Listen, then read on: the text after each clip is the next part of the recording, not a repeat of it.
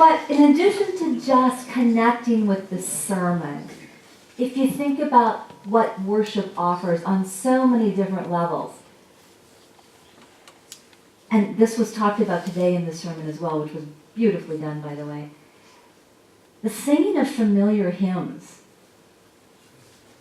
the hearing scriptures that have formed and shaped our being because we've heard them for decades. And to be part of a gathered community of friends, deeply interwoven. I mean, this isn't just a community. Yes, there's newcomers, and I love that people knew I was a newcomer, and I had at least 10 people come up and introduce themselves to me because they knew that they hadn't seen me before.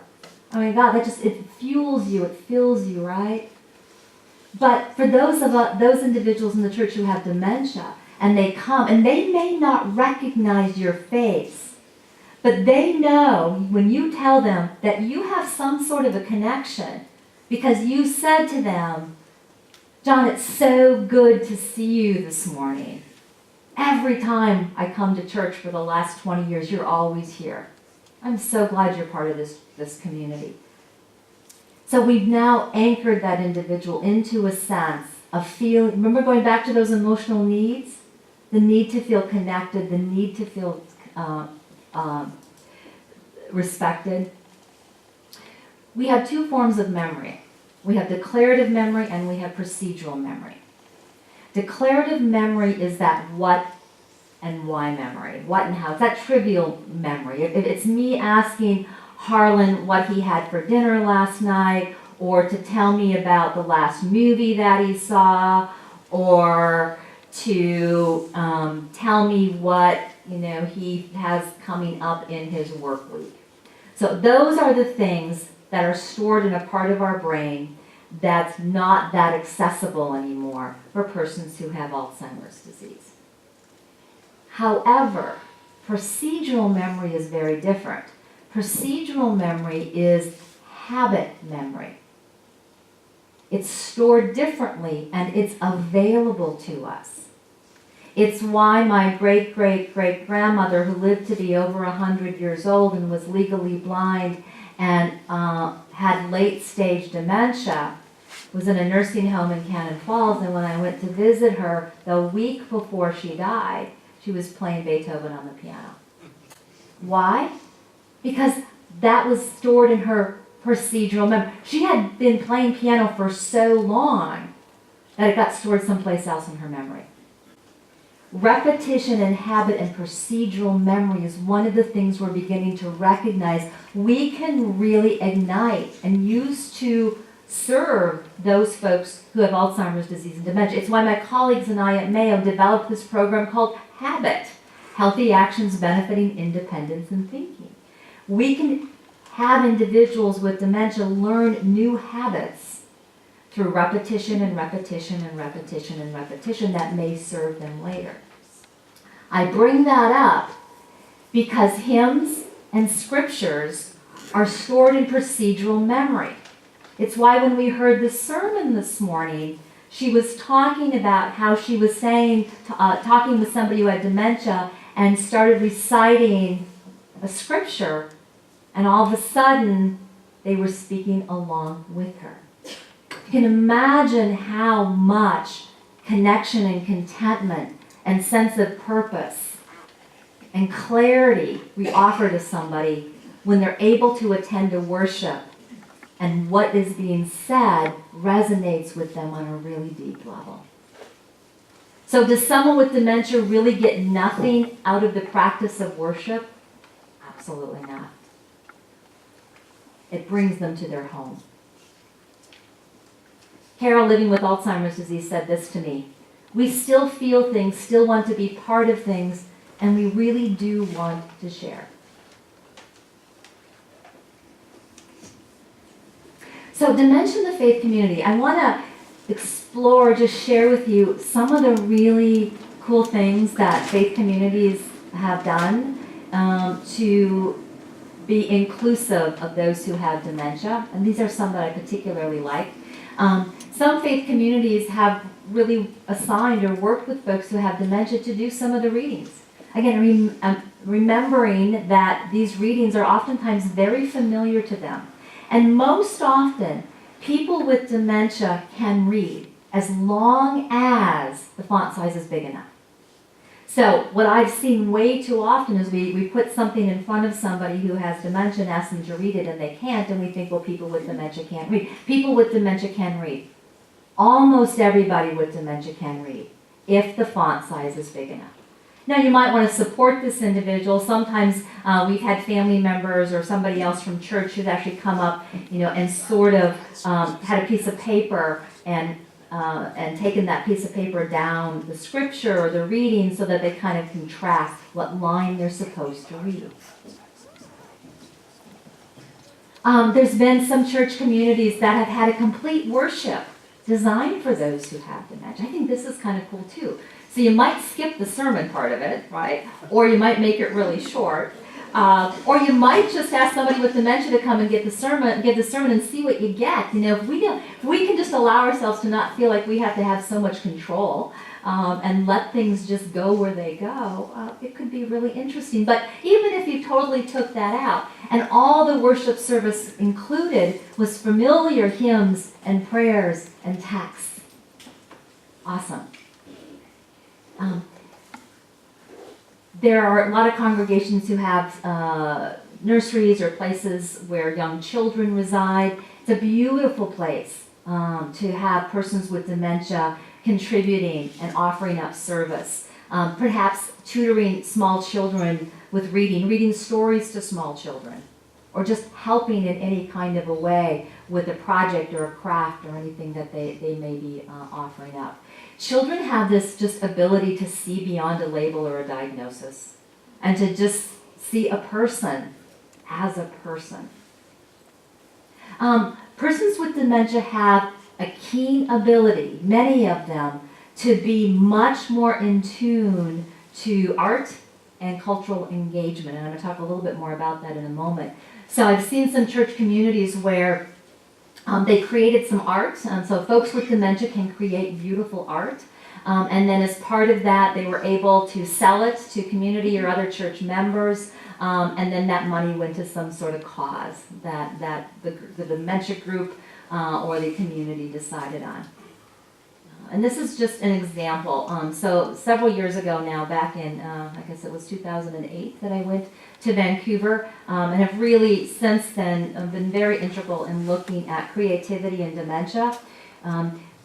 We lose a lot. The part of our brain that is not lost to dementia is the part of our brain typically where creativity lies. We also, as we get older, and particularly those of us who will have dementia when we get older, we have less inhibition.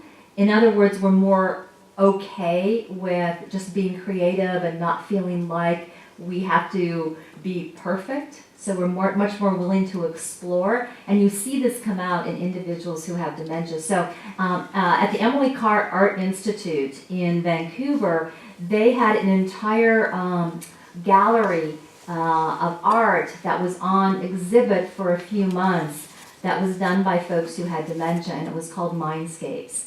And one of the things I would really love to do in this community, either with the Art Center or some other place, is to do exactly the same thing. To showcase beautiful art, and truly, these two pieces that you see are beautiful. There was about 12 pieces that I particularly liked, and they allowed me to take photographs of the art, and that's now the artwork that hangs in my home. And the comments that I get on it, of course, are incredible, and this is the abilities and the capabilities, and seeing individuals who have dementia not by their disability, but instead by their ability. I mean, could you imagine a foyer upstairs that was fully created by people who have dementia? And what an powerful thing that would be, both for those artists who contributed as well as for the whole faith community. So, some things to sort of think about in terms of a philosophy that the congregation might want to consider. Things to really foster. And the first thing I would say, and I say this to everybody, is we need to see a person first, not his or her disease. it kind of goes back to what that one gentleman said. The moment he said he had Alzheimer's disease, everything just changed. And people thought he was now different. 5 minutes later, because he told them he had Alzheimer's disease. We tend to see a disease before a person. Another practice is to avoid assuming, goes along with the first one, that the person is incompetent or no longer there. This really becomes a self-fulfilling prophecy. We start to use words like, fading away or not there, for example. And these beliefs act as that self-fulfilling prophecy, and they really do impact our attitudes, they impact our behaviors. Think about lending the person your mind without making them feel like a lesser person. And here's what I mean by that. Active listening, really listening, and I know our tendency, and I do this as well, our tendency, especially when I know the person has some memory problems, and they're struggling to maybe communicate or to get out the right word, I want to jump in and help. Because I don't like to see them struggle because it makes me uncomfortable. And there's sort of this song and dance, this fine line, right, between helping them and stepping in and maybe helping them complete a sentence or a conversation and knowing when to just give them a little bit more time. And sometimes you can see in people's faces when they really are welcoming your help. But I would really invite you to first really listen. And if you see somebody struggling with trying to communicate, instead of stepping in, to maybe just take and place your hand on their hand or their wrist and say, it's okay, just take your time. Just take your time. Respect. Being fully present for that individual in your body language, the communication that you have with them, the conversation, and to just allow the conversation to be flexible and to go where it needs to go. They'll help guide it. It probably won't be about current events, but it might be pretty interesting. We tend to do this. I see family members do this all the time. They'll go, especially if they're going to visit mom or dad in a care facility or a memory facility. A son will walk in and he'll say, hey mom, know who I am? And part of it is our own denial, but it's not very helpful. It's not very helpful. So instead, if you're going and you're going to be having a conversation with, and you know this person might have, sometimes we don't know, we don't need to know actually, but you think they might have some challenges with their memory. Lend them your mind by saying, hey George, Angela here, great to see you. Last week when we were together at church, we went down to coffee together and I just really enjoyed that. Are you available? We can do that again today. They don't remember that they had coffee with you last week, but they will absolutely believe that they had coffee with you yesterday and be so thankful that you sort of refreshed that memory for them. I am Sylvia. I was Sylvia before I was diagnosed, and I am still Sylvia after being diagnosed. I am still the same person. Treat me the same way. Talk to me the same way. Include me in the conversation as you would have before. When it comes to conversations, one of the things I really suggest is if you know that you're in a group and somebody or a couple people in that group have dementia, is to really think about the dynamics of that situation. And persons with dementia don't do well, and a lot of us don't do well, when there's multiple conversations going on, when there's a lot of competing conversations or people in the room. So just to be mindful of that as you form groups. Practice patience and kindness. Practice patience and kindness, which we do in a faith community. So how do you translate that into somebody who has dementia? I think it's being okay with them telling you the same story 6 times in 30 minutes. Because honestly, to them, every time they tell it, it's the first time. That's the reality. The gift you're giving to just take it in You don't have to respond every single time they tell you the story. But do you see the difference between just listening with patience and kindness and saying, you already told me that? Focus on ability rather than limitation. And this is the one that can really foster some fun and some creativity. What is it that folks with dementia can offer? Can they work with the children in some activities? Can we create an arts project? Can they come up and deliver some scripture? A lot of folks with dementia have had roles in the church for a long time. Remember, procedural memory is intact. So if they've always been an usher, they may be able to do that well into their disease. And you know what? If they sort of forget and usher the wrong row out, is it that bad? Maintain an environment free of stigma. And everything that we're talking about here is maintaining an environment free of that stigma. Folks who feel labeled or that the church is not welcoming will not come, and will further isolate and further stigmatize, not only as a community, but as a society as a whole. When we have individuals with dementia, we welcome them in, we find ways for them to be engaged, we give them a sense of control and respect, they want to continue to come back. Involve the entire community, and by that I mean don't isolate people with dementia from the kids, for example, or from activities and groups and things that they might already have been involved in previously.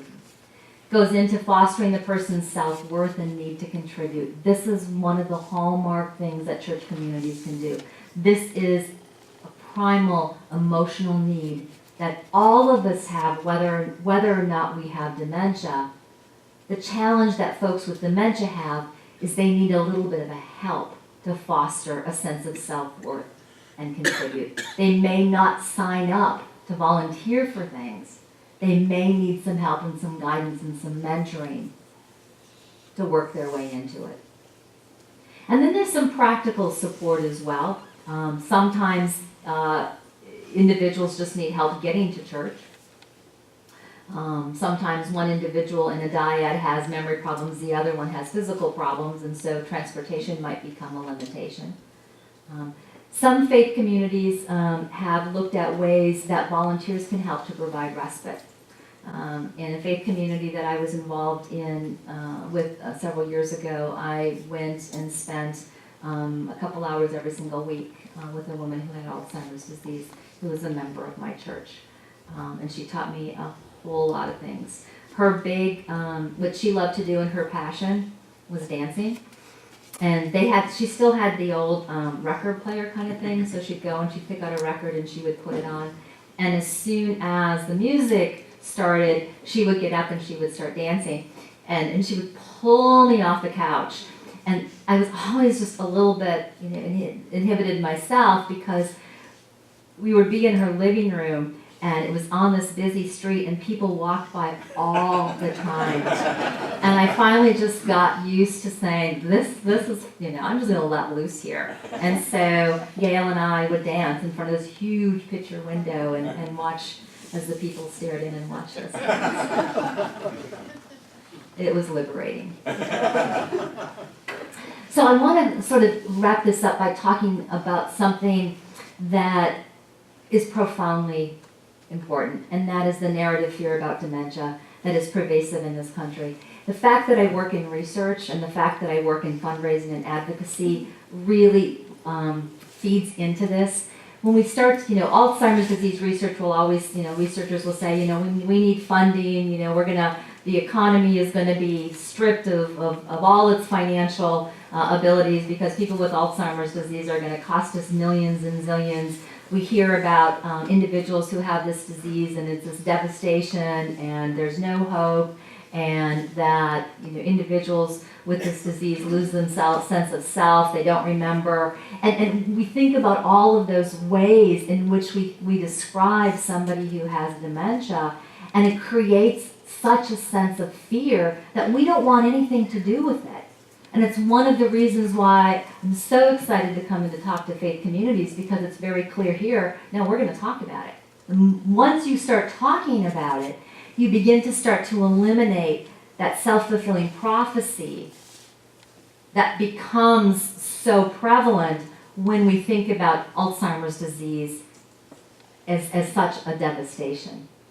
At the end of the day, there's hope, but it might not look and feel the same way that we oftentimes think about hope. I have a blog on Mayo Clinic, and it talks about the psychosocial aspects of Alzheimer's disease and caregiving, and I wrote about hope, or the headline. The blog editors always decide what they're going to call my blog, and this one, the title of it was Hope for Alzheimer's Disease. And I talked about the hope in very much what I'm talking about today, that when we can really help to nurture the emotional needs of people who have this disease, we can create a better quality of life. There's so much in our capacity to do to give hope. And it was probably the blog, if any of you write blogs, it's really unsettling because people attack what you say all the time, and you're sort of open to that. This was probably the one that I got the most negative feedback. People were extraordinarily angry at me because the title of my piece was Hope, and I didn't tell them that there was a cure.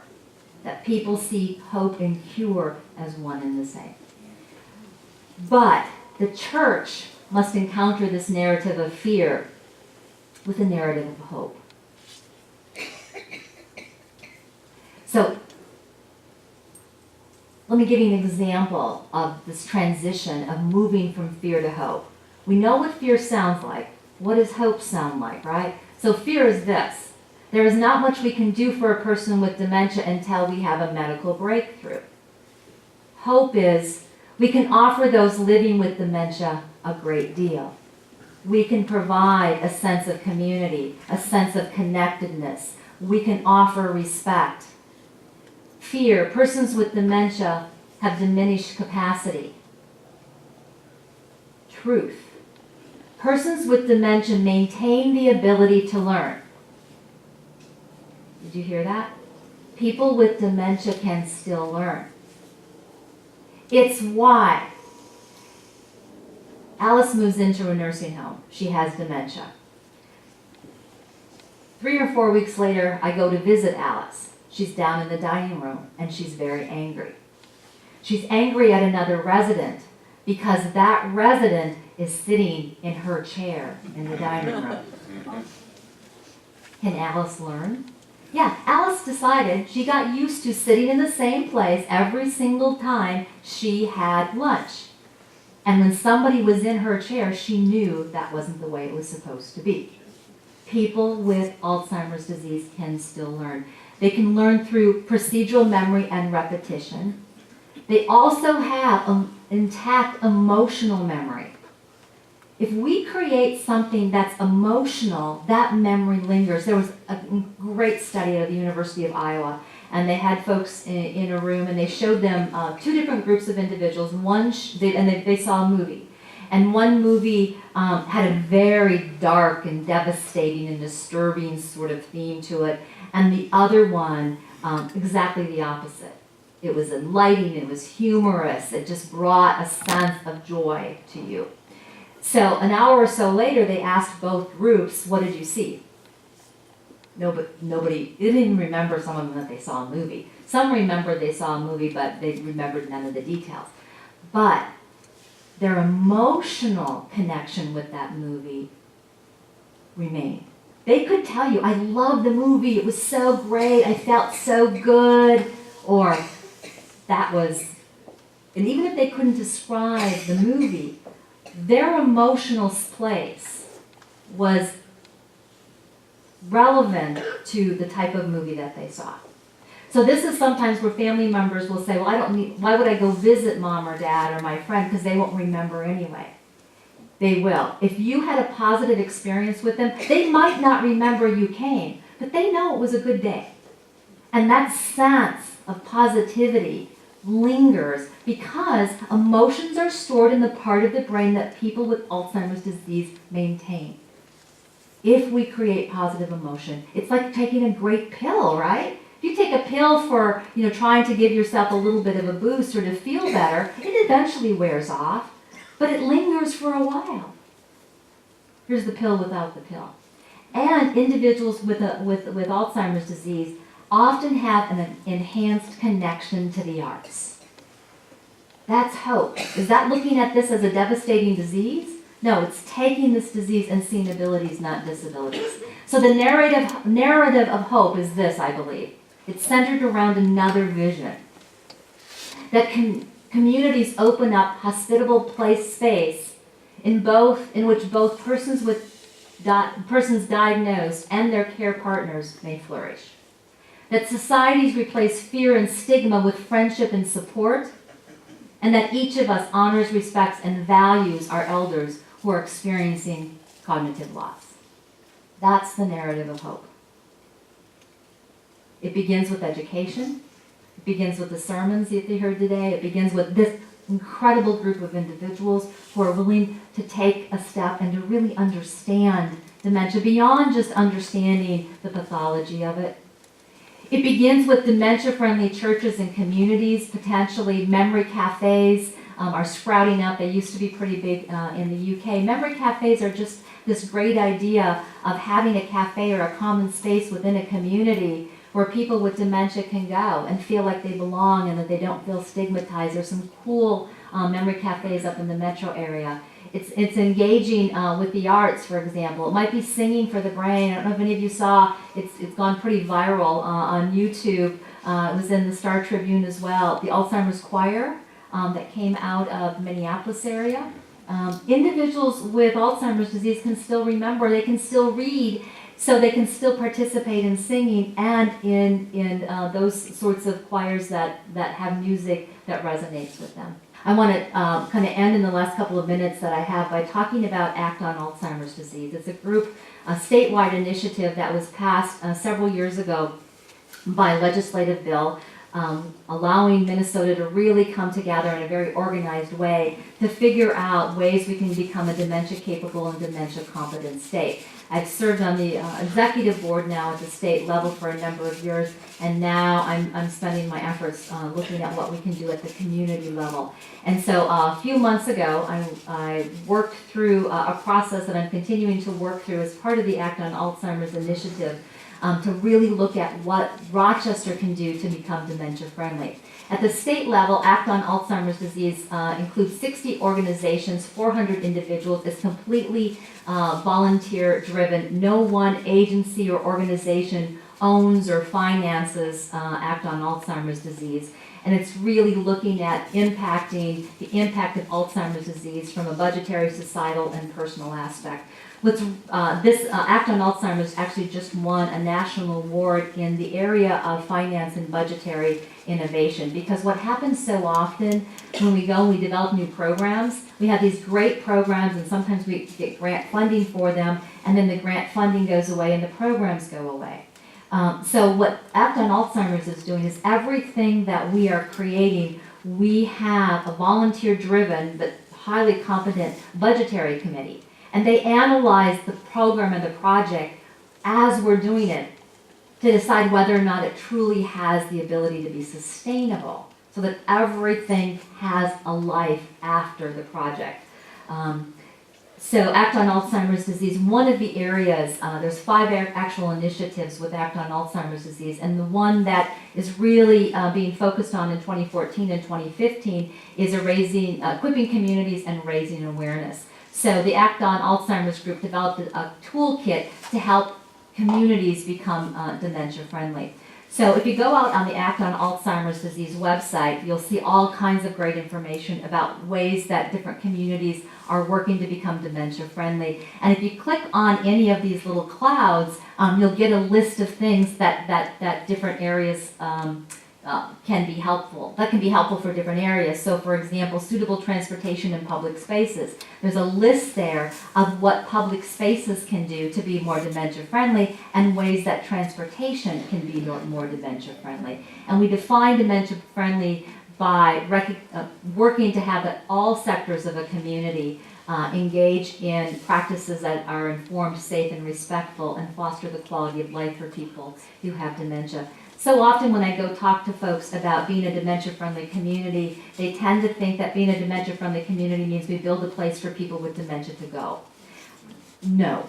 A dementia-friendly community is one that is inclusive of people who have dementia. I would love to see Rochester faith communities, our grocery stores, our banks, our transportation system do things that can allow individuals with dementia to continue to go to those spaces and to thrive. And I've seen things happen like this. The UK is doing a great job of this, and I think Rochester can be one of those model cities. I convened a group of action leaders back in the fall. I'm continuing to look for more membership. Hint, hint, if any of you have a passion for this, I would love to see you involved. Mayor Brady is one of the individuals on my action committee, and he said, Act on Alzheimer's aligns perfectly with our vision. Rochester has set goals to become the world's most compassionate, healthy, and welcoming city where all persons will feel welcome and safe in our downtown area. Our focus for at least the first phase of our dementia-friendly work is to think about ways that we can become a dementia-friendly downtown. Almost everybody in Rochester goes downtown. We have visitors, we have residents who thrive or who come and frequent downtown, and so that's geographically where we're going to start. The toolkit takes us through 4 phases. The convene phase, continually I'll be working to get more and more individuals to be part of the convene phase, even if all you do is come to meetings and continue to be informed and educated and talk to the people that you work with and your friends. You are going to be doing a great service. The second thing that we're beginning to do is we want to assess and interview our community. We have a very specific way to train individuals to do these interviews. We want to understand what our community understands about dementia, and we want to get an idea of what the community sees would be valuable in creating a dementia-friendly community. And then we're going to come back and analyze the data, and then we're going to prioritize our results and take a plan of action that the community stands behind. So this is what I'm hoping we can launch. I have a lot of sleepless nights thinking about how we can really do this, but I think we can, and I'd love to have the involvement from any of you who would be willing to be a part of this. This is the action team. We're trying to build an action team that really represents a wide variety of sectors so that our entire community has representation. So last slide here. Members with dementia can share in and contribute to many dimensions of church life. As they do, we will offer profound gifts to those of us not yet on the road to cognitive loss, not the least of which is to teach us to reject the stigmatism of dementia and to overcome our own fear of it. Thank you.